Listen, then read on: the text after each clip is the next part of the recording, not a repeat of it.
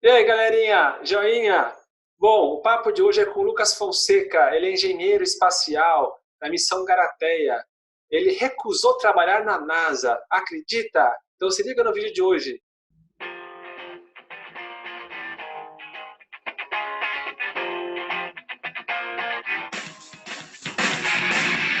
Bom, pessoal, hoje o papo é sobre espaço. Vamos falar com o engenheiro espacial Lucas Fonseca. Tudo bem, Lucas? Olá, Raul, tudo bem com vocês? Tudo jóia. Temos aqui alguns alunos cheios de dúvidas para falar com você. Fala aí, Amadeu, como é que tá? Muito ansioso aí para o bate-papo? Muito ansioso. Tô bem. Legal. E aí, Andrei? Como é que funciona o espaço? Tá curioso para saber?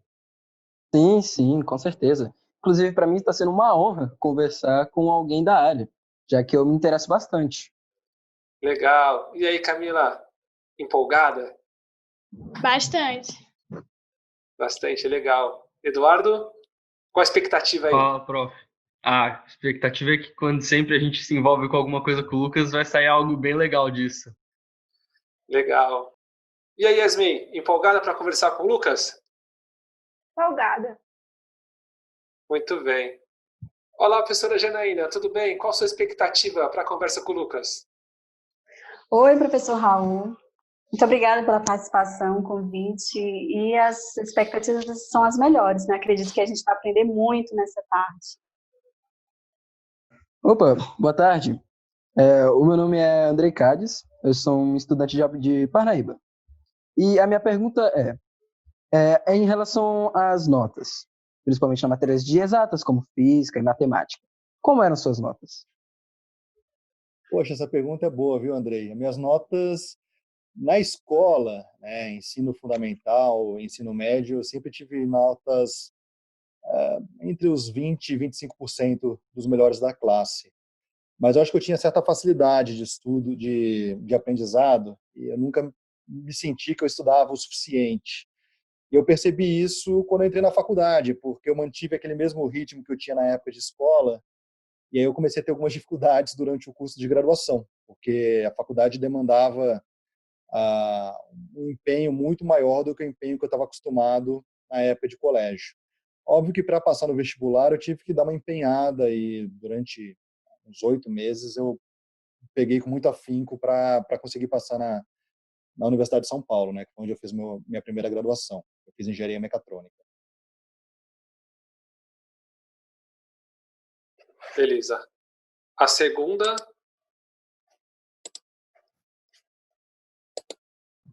Eu acho que o Andrei tem mais duas, as mas duas. que ele tem. Então vamos Ah, lá. sim. A segunda pergunta, certo? Sim. Uhum. A pergunta como é que foi a sua trajetória até a chegada no mercado de trabalho? Eu fiz primeiro engenharia, né, fiz engenharia mecatrônica na USP de São Carlos. Aí quando eu me formei, eu virei estagiário da Johnson Johnson. Eu trabalhava com a parte de produtos de consumo da Johnson Johnson. Aí depois eu me tornei trainee da empresa e eu sempre tive o sonho de trabalhar com a área espacial. E aí o fato ali era uma ótima empresa, eu adorava trabalhar lá, mas eu não trabalhava com espaço. E aí eu refiz os meus planos, me mudei para a França e aí eu estudei engenharia de sistemas espaciais em Toulouse, no sul da França. E aí eu me formei lá como engenheiro de sistemas espaciais. E aí eu já escrevi a minha dissertação do mestrado dentro da Agência Espacial Alemã, numa missão chamada Missão Rosetta. E aí a Missão Rosetta foi a primeira tentativa da humanidade de pousar uma sonda em um cometa. E eu entrei na missão finalzinho de 2009 e fiquei até finalzinho de 2012. E aí a sonda ela pousou, na verdade, em 2014, mas eu já tinha voltado para o Brasil porque eu queria empreender. Então, eu passei por várias características distintas ao longo da minha carreira, porque eu tive um perfil acadêmico, quando eu trabalhava numa agência espacial, era um perfil mais acadêmico, eu tive a chance de experimentar como é que era trabalhar numa multinacional, que foi a Johnson Johnson, e aí, finalmente, eu me encontrei através do empreendedorismo, né? Quando eu abri minha própria empresa, e aí eu percebi que é aquilo que eu queria para a vida. E aí, hoje em dia, eu tenho duas empresas, as duas atuam nesse ramo espacial. Eu trabalho com a Estação Espacial Internacional. Então, as minhas duas empresas, uma fica aqui nos Estados Unidos, onde eu moro, e outra no Brasil, e as duas prestam serviços junto à Estação Espacial Internacional. Beleza. Eduardo, quem que é o próximo? Andrei, só para confirmar, você tem mais uma ou era só essas duas mesmo? Porque eu notei que você tinha três, mas a uma era que você formulou. Assim, só essas duas mesmo. Então tá bom. Beleza. Então, a da Camila, que é o que te motiva a acordar todo dia para exercer a profissão. Calma aí, só um minuto, Camila. De novo, você vai chegar. Oi, eu sou Camila, falo de Fortaleza, eu sou aluna de escola pública e tal, e vamos lá fazer a pergunta, tá? Ô, Lucas, quando ela terminar a pergunta, só dá um tempinho para eu mudar a tela aqui, tá? Para na hora da edição eu conseguir ajustar o áudio. Combinado. Pode ir, Camila. Oi, eu sou a Camila, eu falo de Fortaleza, eu sou de escola pública e a minha pergunta é assim, o que te motiva a acordar todo dia e exercer a sua profissão? Oi, Camila. Bom, eu tenho uma profissão que eu acho que gera interesse em Só um muitas segundo, pessoas. Lucas, só um segundo.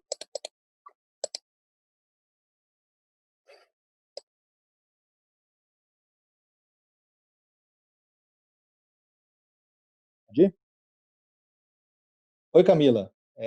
Eu acho que assim, eu sou felizardo na vida por ter uma profissão que gera interesse de muitas pessoas, né? Trabalhar com espaço, trabalhar com programas espaciais, fazer projeto conjunto com grandes agências. Eu acho que é o sonho de muita gente e porque gera essa curiosidade, gera essa aproximação do desconhecido, do espaço, né? Então isso me motiva bastante na minha vida. Eu sempre quis trabalhar nessa área. Então, a maior parte dos dias eu acordo com esse pensamento de que eu tenho esse privilégio de trabalhar com algo tão diferente que eu tanto quis durante a minha vida toda, né? Óbvio que o humor varia de dia a dia, tem dia que eu não quero sair da cama, quero ficar dormindo, mas a maior parte dos meus dias eu tenho bastante motivação, principalmente quando você começa a empreender, a ter negócios próprios, você sabe que o seu negócio depende da sua motivação para que ele consiga alcançar uma plenitude. Então, eu acabo me colocando numa situação, de certa forma, de cobrança, mas ao mesmo tempo de viver de fato o que eu faço para garantir o sucesso das coisas, né? Então, eu tenho que ter essa motivação, é importante, porque senão um negócio próprio acaba não dando certo se o seu próprio dono não sente essa gana de querer fazer o negócio crescer, né?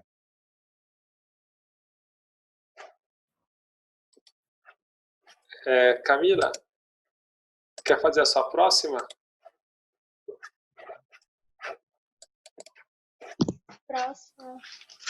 A Camila tinha dito que só queria essa, prof. Mas se ela quiser formular uma agora, por favor, fica à vontade.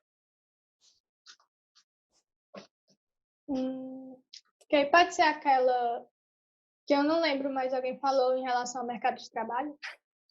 Quer fazer assim, Camila? Ó, a gente passa pelas perguntas, porque vai surgir alguma dúvida no meio do caminho de alguma outra coisa. E aí você faz esse complemento. Pode ser?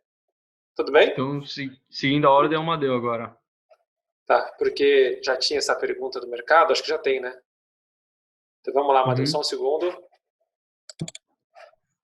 Pode ir. Boa tarde, eu sou Madeu, eu falo de São Paulo.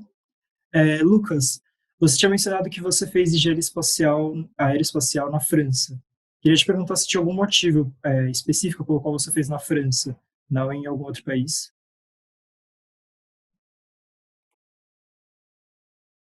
Pode ir? Pode ir, Raul? Bom, vou lá. Oi, Amadeu. Bom, motivos foram vários. A França, ela é um dos países mais tradicionais nessa área de espaço, né? Então, o programa espacial francês é um programa tradicional, é um programa antigo, com bastante resultado. E quando eu escolhi ir para fora do país para estudar, eu olhei várias possibilidades, né? Eu olhei Estados Unidos, olhei Alemanha, olhei Inglaterra, e a França apresentava um conjunto de opções que eram interessantes para mim. O curso lá era um curso ligado ao governo francês, então quase não tive custo para estudar lá. E a escola é uma das escolas mais tradicionais na Europa, é a escola de aeronáutica e espaço mais antiga do mundo. Ela foi fundada em 1909, então ela é muito tradicional. Todos os astronautas europeus, em algum momento da vida, passaram um tempo, mesmo que fosse algumas semanas, mas sempre passaram por essa escola, porque ela é importante na formação.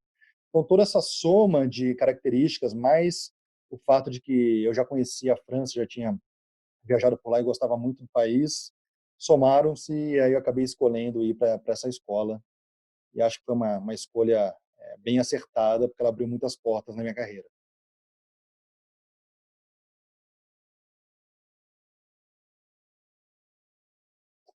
Pode continuar, Amadeu. Pode fazer outra.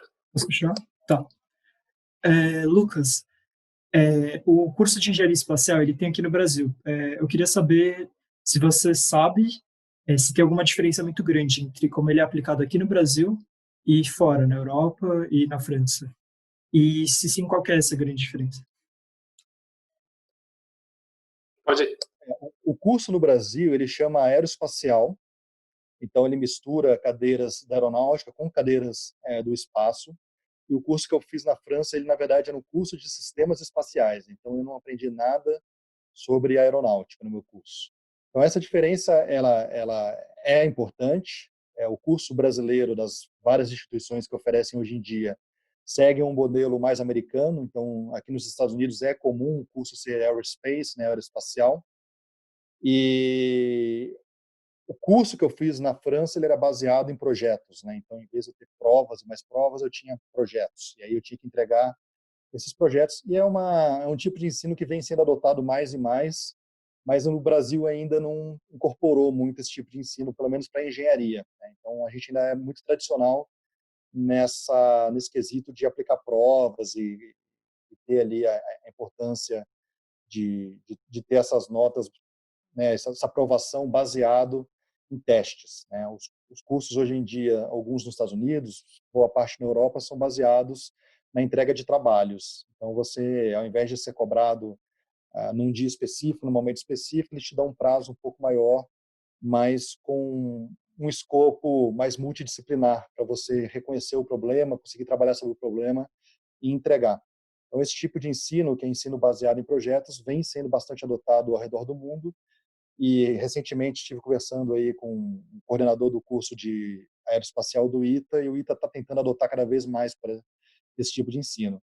Mas o Brasil tem várias universidades oferecendo hoje em dia, se não me falha a memória, são 6, e elas todas têm qualidade. Eu desconheço alguma que não tenha qualidade, mas elas variam um pouco, até porque elas estão em localizações distintas e elas seguem normalmente como que é a universidade local ali, né? Então você pega, por exemplo, o FMG, está muito ligado a como é o pessoal lá em Belo Horizonte. O FMG trata os cursos. Tem na UFABC, que é um curso totalmente diferente, que é um curso baseado primeiro num bacharelado e depois que você escolhe uma especialização. Você tem na UNB, também é um curso com bastante projeto interessante. Eles estão próximos ali da Agência Espacial Brasileira, então acaba tendo chance de executar alguns projetos com a Agência Espacial. Você tem na UFSC, em Santa Catarina, o curso fica em Joinville, não é no campus de Florianópolis, é no campus de Joinville. É um curso também bem conceituado. Então, eu não tive essa chance na minha época de estudar numa universidade brasileira, porque esses cursos não existiam na minha época, mas hoje em dia está sendo oferecido em vários. Tem também na de Santa Maria, e pelo que eu tenho tido contato com os alunos, tenho visto as grades curriculares, o curso no Brasil vem sendo bem aplicado. Mas existe essa transição, talvez, agora para cursos mais orientados a projetos e não a provas. Beleza. Pode ir. Oi, meu nome é Yasmin, eu sou de Parnaíba, e a minha pergunta é como se manter atualizado frente a tanta evolução tecnológica?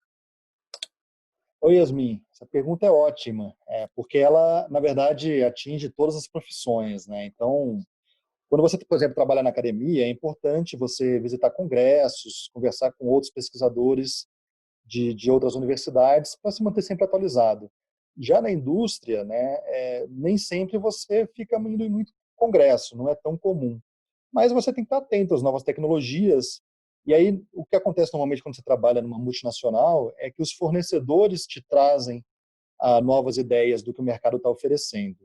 E aí você tem que estar aberto a poder escutar essas novas ideias e tentar se atualizar. Então, para se manter dentro dessa área técnica, né, atualizado, você tem que estar aberto para querer aprender as novas ideias.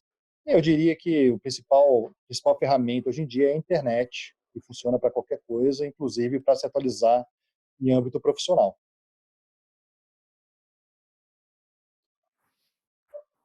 Beleza, deixa eu só. Com essa área de espaço, com tudo Só, isso, com essas coisas. só um pouquinho, Eduardo. A gente pode repetir a pergunta?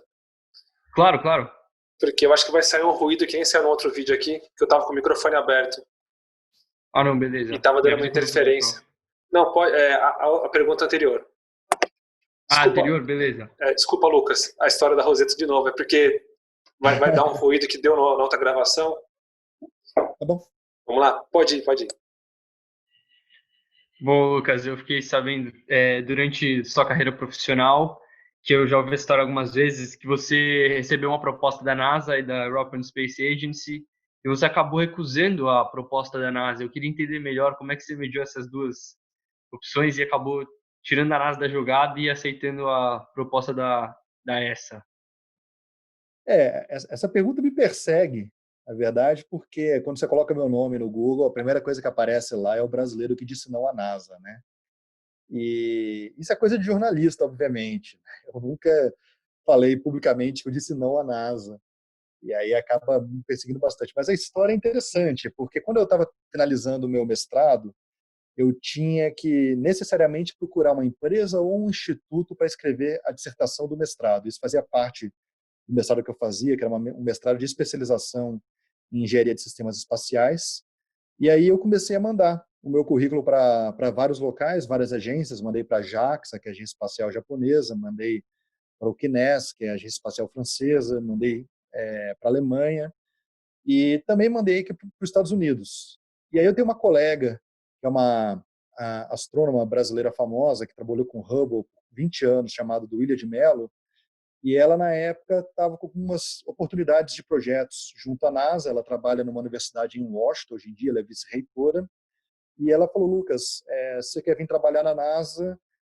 Vamos montar aqui um projeto em conjunto e a gente aplica para trabalhar junto da NASA. E aí ela começou a mexer toda a papelada para executar isso, só que, em paralelo, apareceu essa chance da missão Rosetta, e a missão Rosetta foi a primeira vez que alguém pousou uma sonda em um cometa. E aí não tinha nenhuma missão na época que pudesse competir com um negócio tão incrível quanto esse. E aí eu me questionei se será que vale a pena ir atrás de um sonho de fazer algo incrível junto ao espaço ou simplesmente ir atrás de um rótulo de que eu trabalhava para a NASA, né?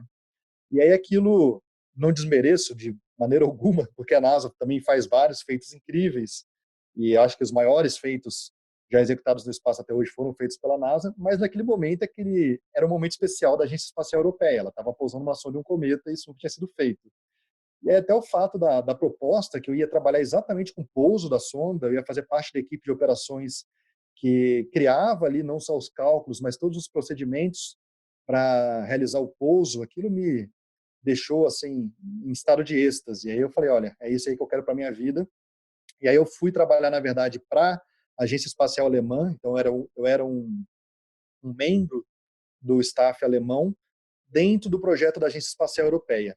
Então eu trabalhava como funcionário alemão na Agência Espacial Europeia e fiquei lá quase 3 anos.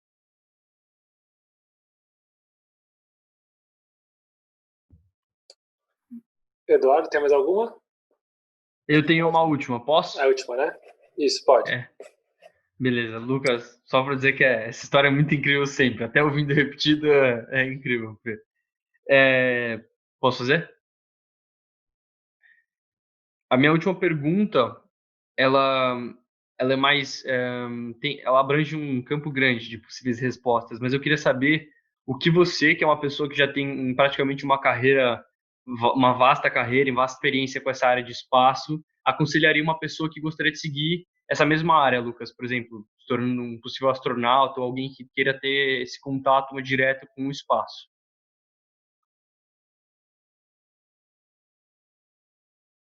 Legal. Acho que a gente está vivendo tempos de uma nova era da corrida espacial. Então, a gente está vendo essa guinada de iniciativas privadas chegando ao espaço, como é o caso capitaneado aí pelo Elon Musk, então uma empresa privada colocando seus próprios astronautas no espaço. E tudo isso está criando uma democratização muito grande desse acesso a atividades espaciais. Então, o que a gente vai ver daqui para frente os astronautas não serão mais restritos a astronautas das agências. Teremos astronautas privados. E astronautas privados vão fazer diversas coisas no espaço. Vão fazer ciência, o que já se faz hoje em dia, mas vão se entreter também, vão fazer turismo. Então, a gente tem uma gama de novas oportunidades que abre uma nova gama também de oportunidades de trabalho. Então, isso é uma pergunta interessante, porque é muito difícil brincar dessa futurologia de como as coisas vão ser daqui para frente. Mas para essa área específica da área do espaço, a gente está vivendo esse movimento que a gente chama de New Space, né, o novo espaço, que é essa ideia de ter empreendedores atuando junto ao espaço, coisas acontecendo de maneira dinâmica, cada vez mais barato e tal, acaba criando, com certeza, para os próximos anos, uma quantidade muito grande de oportunidade para quem trabalha nessa área. Mas pode ser que daqui a 20, 30, 40 anos, toda essa força humana seja substituída por máquinas, por inteligência artificial. Então, o que eu costumo dizer muito hoje em dia para as pessoas quando perguntam, tipo, olha, o que você acha de ser engenheiro, de ser médico, de ser advogado? Eu acho que essas profissões todas pode ser que daqui a algumas décadas não existam mais, né? A gente seja totalmente substituído por máquinas. E existe uma discussão muito interessante que mostra que atividades que você se relaciona com outros seres humanos, como é o caso, por exemplo, de enfermagem, talvez esteja muito mais em voga no futuro do que médico, que talvez você possa dar um diagnóstico através de uma inteligência artificial. Então, o pessoal hoje em dia que fala sobre o futuro acredita muito que outras frentes que são mais relacionais, que têm mais esse contato entre pessoas, talvez possam ser as profissões do futuro. Mas, no meu caso especificamente, na área de espaço, tem muita lenha para queimar ainda. Eu tenho certeza que aí para a geração de vocês, quem está no ensino médio hoje em dia, pode fazer essa área do espaço tranquilamente, que vai ter emprego no futuro. A única dica que eu dou é não fique muito preso com a ideia que você vai fazer algo relacionado com o espaço no Brasil. Você tem que ter a cabeça aberta de pensar que pode ter a chance de ir para o Japão, pode ter a chance para a Europa, para a Rússia, para os Estados Unidos, porque o Brasil não tem uma cultura muito forte junto ao espaço. Obviamente a gente quer mudar isso, mas pode ser que nunca mude. E aí, em caso não vá mudar, a pessoa que se formar nessa área tem que buscar esse emprego fora do Brasil, porque fora do Brasil carece de pessoas formadas na área. Show de bola. Muito legal. A Janaína está aqui, né? Deixa eu fazer o seguinte, aproveitar que está todo mundo aqui. Ô Lucas, eu fiz o acesso com a minha sala pessoal e não com a sala da empresa, e aqui é aquela gratuita. Aí com 40 minutos ela cai. Tá. Aí a gente tem que sair e voltar. Então, aproveitar que está todo mundo aqui, eu vou fazer a abertura que eu não fiz, e aí quando a gente volta, a Janaína faz a última pergunta e a gente encerra. Beleza? A não ser que alguém tenha mais alguma pergunta, surgiu mais alguma dúvida aí. Opa, eu tenho mais uma pergunta. Tá, então quando a gente voltar, depois que cair a sala, você faz, tá? Então, abre o microfone de todo mundo, aí eu vou dar aquele panorama. Para mim aqui tá aparecendo Amadeu, André, Lucas, Camila, Eduardo, Janaína e Yasmin, nessa ordem. Então, eu vou começar com o Lucas, depois eu faço o Amadeu, André, Andrei, Camila, tá bom? Na apresentação. Beleza? Então vamos lá, arruma o cabelo aí, vamos lá todo mundo. Beleza? O cabelo aí, Lucas. Tudo bem. Eu não posso rir muito porque eu tô no caminho, viu, Lucas? Uma barba só. Então vamos lá. Olá, Lucas. Tudo bom? Olá, Janaína. como professora de química, a gente tem sempre essa motivação de incentivar os alunos a gostar da nossa matéria, como qualquer outra, física, matemática. E eu gostaria de saber qual a importância, né, da química no desenvolvimento desses processos, projetos espaciais, tanto durante o desenvolvimento desses projetos, como também a aplicação deles, para os quais os objetivos que eles foram propostos. Bom, Janaína, a pergunta é ótima, porque o espaço ele acaba sendo extremamente multidisciplinar. Então, quase todas as matérias que você pode imaginar, todas as cadeiras universitárias de pós-graduação, tem algum pitaco no espaço, né? A gente costuma dizer que cada satélite é um microcosmos e você tem que ter tudo ali dentro daquele satélite para fazer ele conseguir sobreviver. Ele tem vida própria no espaço se você não tem como prestar suporte de ferramental, de arrumar as coisas daqui da Terra. Então ele vai e tem vida própria por lá. E a química acaba sendo importantíssima porque, assim, primeiro que para chegar no espaço a gente leva num foguete, e como foguete usa combustíveis químicos, né? Seja através de um combustível sólido, seja através de um combustível líquido, ou mesmo um combustível híbrido, que é a mistura de sólido com líquido. Então a química já começa a mostrar suas caras por aí.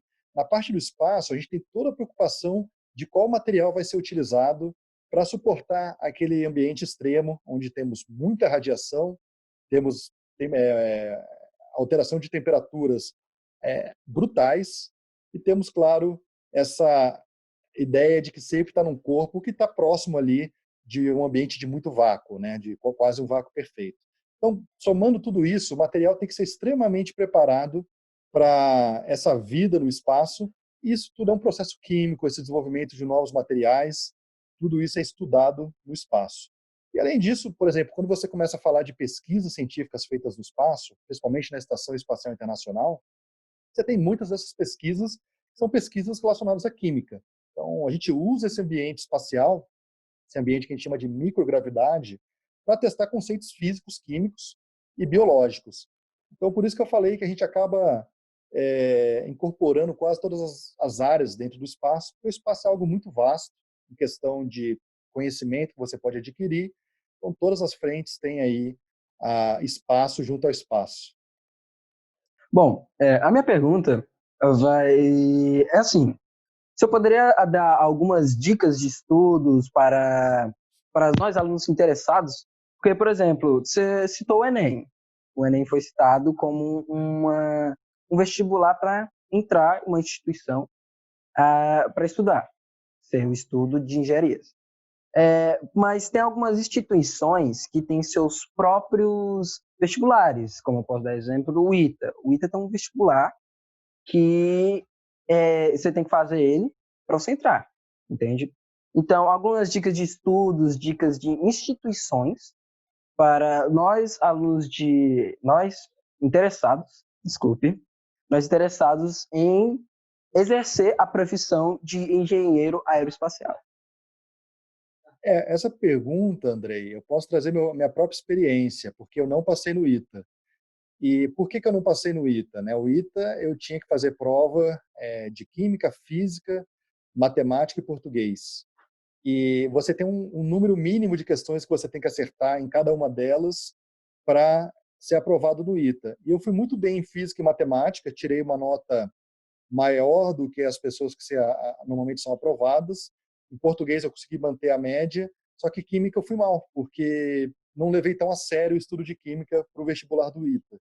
Então, acho que o importante se você sabe onde você quer chegar, se você sabe qual é o seu objetivo, qual é o seu plano, da onde você quer estudar, você tentar estudar um pouquinho como que é aquele vestibular, né? Então, o Enem todo mundo conhece muito, mas quando você vai, por exemplo, fazer uma FUVEST, vai fazer uma prova da Unicamp, vai fazer uma prova do ITA, tem algumas particularidades. Então, se você pretende entrar num lugar que não é através do Enem, o que eu sugiro é você pegar as provas dos anos anteriores e começar a refazer, né? Eu percebo que, por exemplo, nessa parte de exatas, e aqui eu vou falar de exatas porque a gente está falando de engenharia, o aprendizado vem muito nesse condicionamento físico de fazer e fazer cada vez mais exercícios.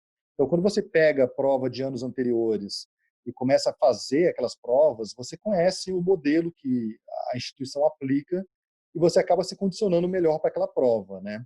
E aí o ITA, por exemplo, tem uma aprovação altíssima de alunos do Nordeste. Então, tem alguma coisa que acontece no Nordeste que ajuda os alunos a irem melhor na prova do ITA. E aí, isso eu não posso dizer, esse segredo nunca me contaram, e como eu disse para você, eu acabei não passando no ITA. Mas o que eu diria é tentar manter a rotina nas diversas frentes, né? Não adianta também focar só em física e matemática, não adianta focar só na matéria que você gosta, e aí muitas vezes tem uma ali que é teu calcanhar de Aquiles que faz você não passar no vestibular. Então tem que manter a rotina para todas as matérias que vão cair mesmo, não tem muito como fugir, porque muitas vezes é isso que acontece, você vai pior numa e ela acaba te desclassificando de todo o resto. Lucas, com o aumento dos lançamentos da SpaceX nesses últimos anos e da NASA e com todas essas empresas que estão agora fazendo muito mais lançamentos para o espaço, você acha que o mercado de trabalho aqui no Brasil vai ser afetado? E onde você recomendaria como a melhor empresa para se trabalhar espacialmente falando, mercado espacial? Tá, eu acho que o Brasil, Amadeu, tem algo interessante que é o fato da gente ter no Maranhão a base de Alcântara, né, que é uma base que tem uma posição geográfica muito favorável para lançamentos espaciais e que o Brasil está tentando agora incluir essa base no mercado mundial de foguetes. Então, todo mundo sonha com a possibilidade da SpaceX vir lançar foguetes no Brasil, e essa possibilidade hoje em dia ainda está um pouco distante, mas pode ser que isso ocorra em determinado momento, o que afetaria drasticamente o mercado local, principalmente na região do Nordeste, principalmente ali na região de São Luís e da Península de Alcântara, né? E hoje em dia existem muitas empresas que estão atuando nessa área espacial. Infelizmente no Brasil não existem muitas, mas aqui nos Estados Unidos, por exemplo, existe um boom dessas empresas de New Space, né? E aí o que é legal é que as principais empresas de New Space, que são a SpaceX, tem a Virgin Galactic, tem a Blue Origin, todas essas empresas são empresas de bilionários da tecnologia. Então, a SpaceX é do Elon Musk, que era o dono do PayPal, vendeu a empresa de tecnologia dele, fundou a Tesla, que é uma empresa de carros elétricos, né, e fundou a SpaceX, entre outras empresas. Você pega a Blue Origin, por exemplo, é do dono da Amazon, o Jeff Bezos. Então, o cara mais rico do mundo também está fazendo sua própria empresa de foguetes. E a Virgin Galactic é do Richard Branson, que é o dono da Virgin, que começou com uma empresa que era uma produtora, uma gravadora de discos, virou uma companhia aérea, tem mais de 300 empresas ligadas no conglomerado embaixo do Richard Branson, e ele também quis fazer uma empresa espacial, e ele focando principalmente na parte de turismo. Então, existe sim uma tendência muito grande de cada vez mais empreendedores, pessoas atuando nessa área espacial, e aí você tem essas empresas todas de tecnologia espacial aparecendo nos Estados Unidos, aparecendo na Europa, aparecendo na Austrália, na Nova Zelândia. A gente só quer agora que comece a aparecer cada vez mais no Brasil também, né? Mas estamos aí para fazer isso virar realidade em algum momento. Bom, Lucas, eu queria agradecer, né, esse momento aí de conversa com os alunos. Acho que foi uma oportunidade bem legal para todos eles aí, né, conseguirem esclarecer algumas dúvidas, e muitos deles têm o mesmo sonho de outros meninos, que é ir para o espaço, né? Então, muito obrigado aí. Espero que você continue ajudando as escolas, né, por todo esse Brasil. Eu quero deixar aqui o meu muito obrigado. Muito obrigado, porque está sendo para mim uma grande honra estar conversando, trocando uma ideia, entrevistando o Lucas, porque eu sou muito interessado nessa parte de engenharia aeroespacial. Eu me fascino muito com os astros, com planetas fora da Terra, entende? E para mim isso está sendo uma grande oportunidade. E eu deixo aqui o meu muito obrigado ao Lucas e muito obrigado à professora Janaína por ter feito esse convite. Que bom, Andrei. Que legal que a gente conversou hoje. Então, tomara que tenha te dado uma injeção de ânimo aí para você correr atrás. Quem sabe a gente vai ter mais um engenheiro espacial aí no Brasil. Olha, se Deus quiser. Várias pesquisas têm mostrado que os alunos andam muito desmotivados com essa pandemia, né? E tem um índice muito grande de tendência a desistir de fazer a prova do Enem e de tentar entrar na universidade esse ano. E muitos alunos têm se sentido incapazes de seguir uma profissão. Que mensagem de motivação que você deixa para esses alunos, tanto de escola pública quanto particular, né?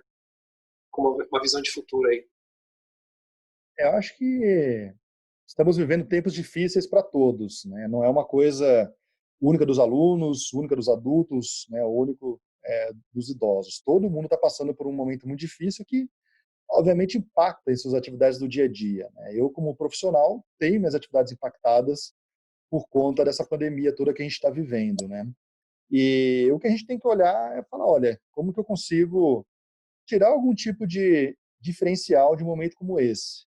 Já que eu tenho que fazer prova do Enem e outras pessoas vão ter que fazer a prova do Enem, como que eu consigo achar algum diferencial para conseguir me preparar talvez um pouco melhor? E eu acho que o que fica de mensagem é a vida tem que seguir, né? A gente não tem como parar a vida e falar, olha, estamos vivendo um momento muito ruim para a humanidade e por conta disso eu vou esquecer das outras coisas que eu já vinha fazendo, né? O Enem vai ocorrer, esse ano vai ter o Enem, e acho que o não todo mundo já tem. Então, se você escolher não fazer o Enem, você vai continuar com esse não. Se você se empenhar e nesse pouco tempo que falta e tentar ir fazer a prova do Enem na melhor qualidade possível, no melhor que você consegue construir durante uma pandemia, você tem a chance do sim. Então, ficar entre a chance do sim e a certeza do não, eu deixo para vocês sempre a chance do sim como o melhor caminho, né?